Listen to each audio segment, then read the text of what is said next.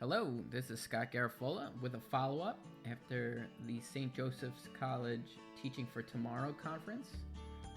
Dennis Shug and I presented on Twitter and education, personalizing your PD using Twitter and classroom uses. Want to follow up, there was a few questions after the session that we did want to clarify. There was a little bit of confusion with how these things show if you're using it as a class account or you're using it as a building account and you want to embed your feed into your website or your school website. So what I want to note here is this is kind of the main page. When you sign on, you'll see here we have our, as the user, this is all the people I'm following, everything they're tweeting. So up to 1 minute ago, 15 minutes ago, you'll see this is what I see as the user. All the people I'm following, what they're talking about, links, resources, and this was where the confusion was. Some thought where if this is what I'm seeing, then if I were to embed my feed, that's also what others are going to see. So, looking at this is just what we see on our end as the user.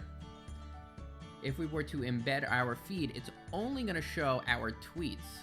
So if I were to look at just my tweets, these are just my tweets. So I retweeted something from Danielle Gately, and these are just my tweets. So now you can see it's becoming much more just myself here. And what that ends up looking like, I'll flip over to our classroom website, is here. This is our classroom, different account, but you can see it's all homework items. It is anything I've retweeted. There's only a couple that are not from that account. So you can see it's much more manageable. There is not items popping up from every person you're following. And there was a little confusion with that. They said it would be hard. How do you manage what's going in there? Well, you manage it because all that stuff that you're seeing as the user when you go to your home screen is not actually what comes up on what we call your feed when you embed it into your website.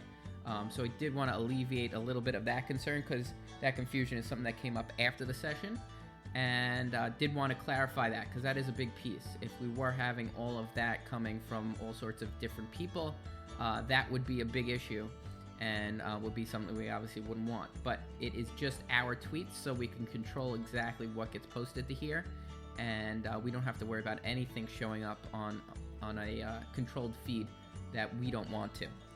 So again, hopefully a lot of you took something beneficial out of the session. Again, if you have any questions, you can follow me at Mr.Garofola or Dennis at DJuniorShug. And if you have any questions, please let us know. We'll be happy to answer them. Thanks so much.